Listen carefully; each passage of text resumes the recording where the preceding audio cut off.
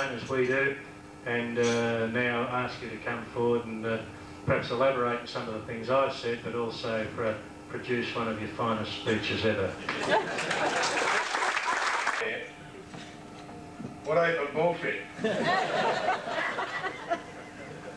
Jeff, 20 runs. I was fair dinkum, and this ain't any bullshit. Only for running out of time I would have been a future test cricketer. I went out there, and it wasn't the 11th batter, and it wasn't only because they only bat 11. I went out as number 10. And Laurie Flanagan was batting with me when I went out onto the ground. I forget now what you said we had to get, Greg, but I think it was more like 80 or something like that. Laurie didn't even get them. It was left to Johnny Dent and himself to get them, and we got them, the 80-odd runs. And then only for the sun going down, I certainly would have become a test cricketer. Because I had made 26 not out. But it's certainly great to be back here, and I don't know exactly when I was last here, but certainly these rooms weren't here. We came up through some stairs in the middle, and the bar was up that end. I came up tonight, and yeah, sure, I'm proud that there's a couple of photos down there of on the way up with myself. I'm most proud of 2 premiership photos, and I know that whilst certainly to a lot of the players here tonight, they probably don't realise just exactly what it's like to play in a premiership side. You know, they may have just played in one recently or whatever. But certainly when you get to my age and you look back to the ice age when I used to play, and it doesn't matter where you go or what you do, but those guys that you do play in a premiership side, and my first premiership side that I ever played in was with this club. And it was way back in 1971, which was 22 years ago. And most of those guys, and a lot of them I run into from time to time, and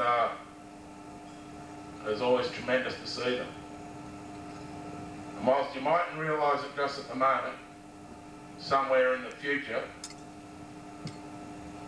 it does mean a lot to you. And you know, the blokes like Jeff and Greg, and even today, a guy pulled me up and said that Ronnie Smith said that he made me as a footballer because he chucked the balls into me. Well, Ronnie Smith was one of my first teammates, and yeah, you go back to those times, and you know, it certainly does mean a lot to you. It certainly means a heap more to you, and you never forget it. And I can remember Ron Brassey saying to us before we played in the 1975 Grand Final, if you play in a premiership side, it doesn't matter where it is. Once you play in a premiership side, a bond is formed, and that bond will never ever be broken. Doesn't matter what happens. And those 20 players will always remember each other. And I run into some of the guys that have played here with the Wangaratta Rovers. I see them in Brisbane at Expo, or when they come up onto the Gold Coast for a holiday. And you never ever forget them. And you never forget the blokes like Jack Moroney, and you know, I look at you know, a few of these signs around the place. And I guess you know, I'm proud to have been associated with Wangaratta Rovers. I'm proud to have been associated with every single one of the people that I've met here, and it's tremendous to see so many faces here, and yeah, memories are tremendous. And when I came here, I looked back on where my career started, and I started with Wangaratta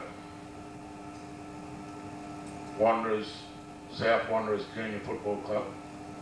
And sure as hell I bust my guts to try and get a game there, and you know, who knows how many nights I trained, but I can't ever remember missing one, but I'd say for 3 or 4 years, 200 or 300 consecutive training nights and never got one game.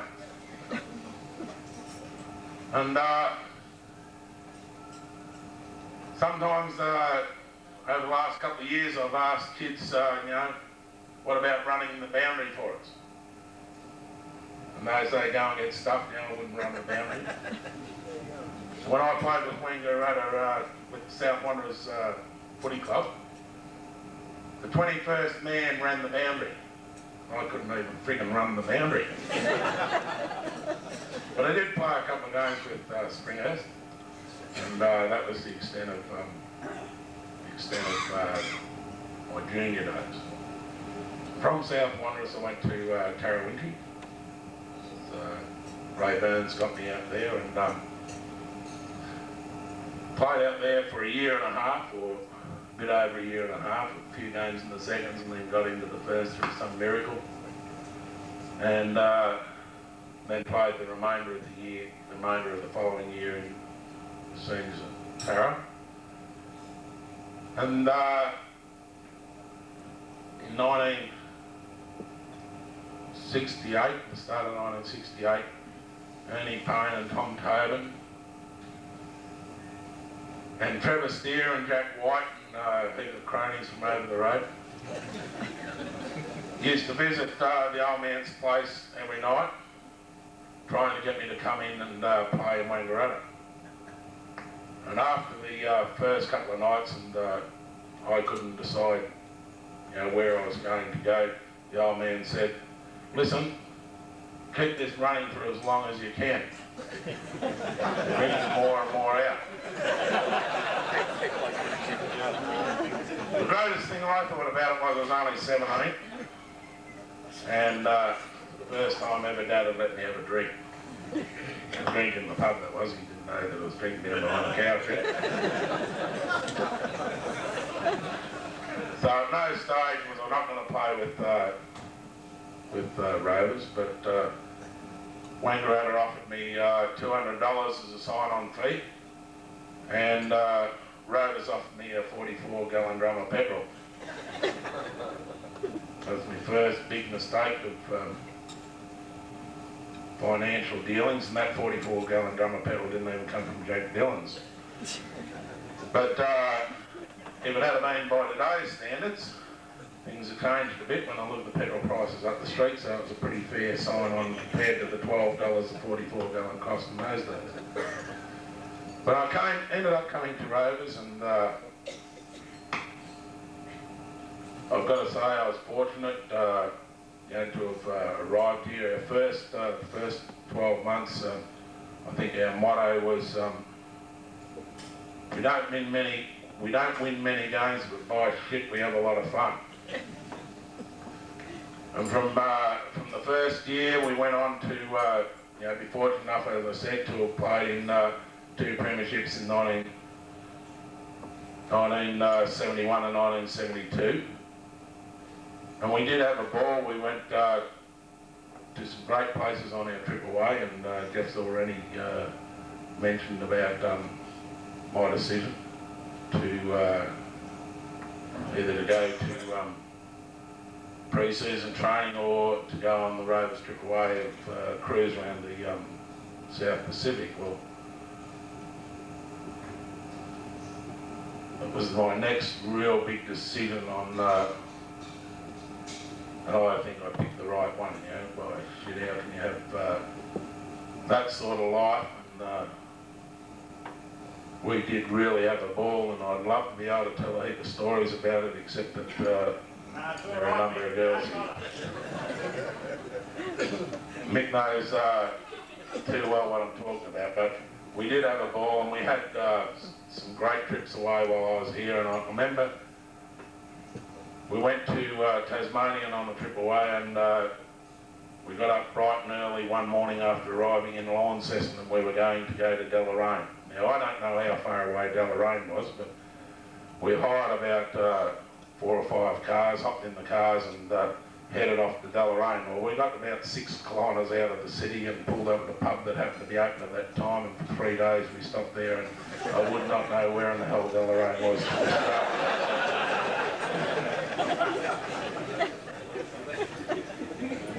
In 1972 I left Wangaratta Rovers, and whilst my full intentions was to, they asked me down there and I didn't know how to say no, my full intentions were to come back as soon as I bloody well could. But I went to down to Melbourne, and immediately after the Wang Rovers trip away, I was about 2 stone heavier than what I was 10 days before. I trained for 6 nights and was duck opening at Lake Cow. I came back from Lake Cow and walked into the club and went through the training session, and Mick Nolan said to me, "You're still coming round for dinner tonight?" And I sort of said, "Oh yeah, I'll be round tonight." And I'd always thought it was the following Monday night that I was supposed to be around at his place for dinner. We went home and walked in, and Nettie had about 3 ducks on the griller. I said, "Shut them down." I said, "Get out of your dressing gown, take the rollers out of your head, we're off to Mick Nolan's place for dinner." So he got dressed up, and then he put on the desert boots and the jeans, and I whacked a pair of jeans on the nice shirt, and round to Mick Nolan's place we went for dinner. Well, we arrived at Mick Nolan's place in Moonee Ponds, and it was about 45 doors to the place, and couldn't find how to get into the place. We eventually got the chef, and he let us in through the kitchen, and went through to the foyer, and here they all having pre-dinner drinks. And stuff it up if they're not in dinner suits and long dresses. We're dressed in jeans and desert boots. We've just arrived from the country. They're all very nice, and Mick took his bow tie off.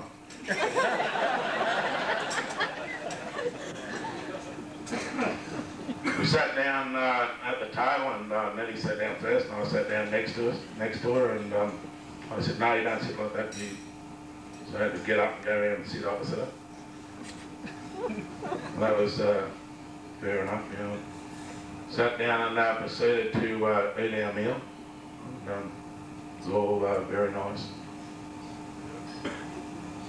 They came around and asked who'd like sweets, and I don't eat sweets, so I said no thanks very much, and trying to lose a little bit of weight. Nettie being the gut she said yes please. And there's a bowl of cream in front of them, they put down the apple pie, everyone else said no thanks, so there's only Nettie eating sweets. There's a bowl of whipped cream in the middle of the table, and Nettie pulled the whipped cream out, slopped it into her apple pie and ice cream, and bulked into it. Then finished the sweets, they took it, the waitress took it away and brought out the coffee. Out came the black coffee, and Nettie and I both had coffee, and we sat there for about half an hour waiting for the where the friggin' hell's the milk? Then after a little while someone got the cream and dipped it into their coffee, and it was a great experience for a couple of country bumpkins. Stuff it up the next week, Barry Cooper said come round for a barbecue. Barry next Saturday, this was the Monday night that we'd had the dinner at Arlen's. Barry's asked round to his place along with about half a dozen other players and their wives for a barbecue. So I said to Nettie, stuff this, let's go out, and I bought a suit. Nettie got a long dress, and we got dressed up and went round to Treatley's place for the barbecue and stuffed it up if they weren't in jeans and t-shirts.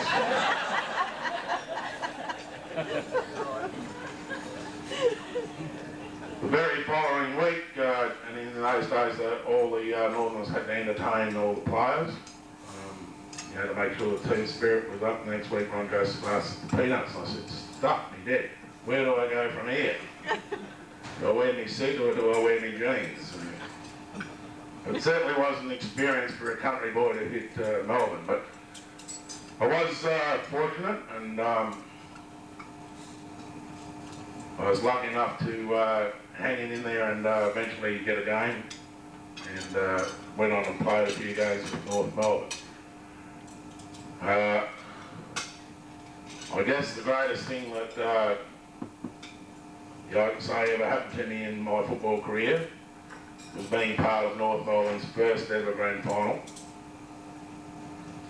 And I don't think that, I can never explain it to anyone just exactly what it was like, but I know that, I guess the only people that would ever be able to explain it are the people that was there, but I can remember, and I guess to say to people what it was like, the way that I think best explains it is before you run out onto the ground at the MCG in those days,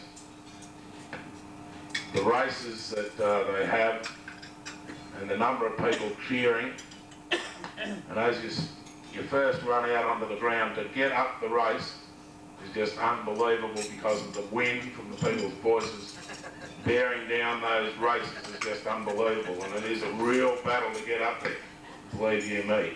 And that is the only time that you really realise just what is happening, because the amount of wind that's coming down that tunnel and you're battling to get out it does make the hair on the back of your neck stand up on end.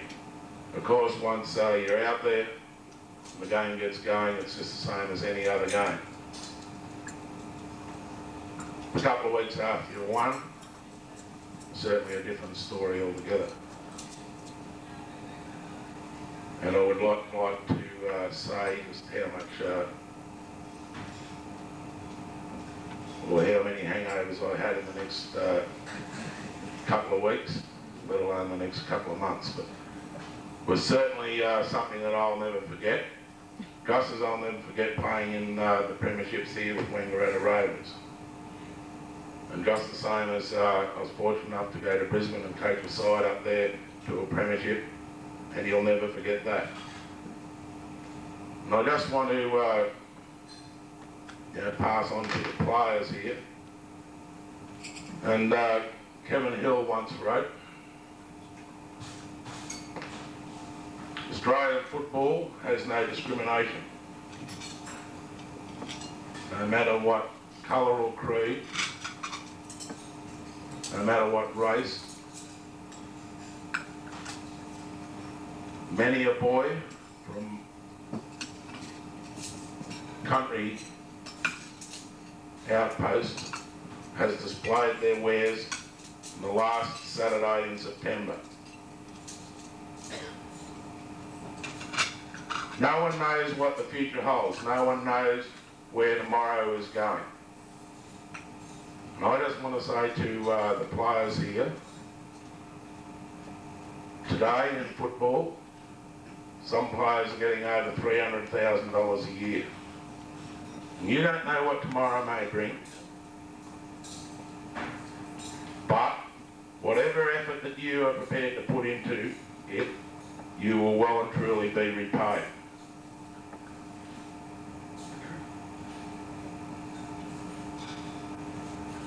It would be tremendous to see everyone be rewarded the same as 30 or 40 players are that are playing football in the AFL today. And there are that many getting paid that sort of money.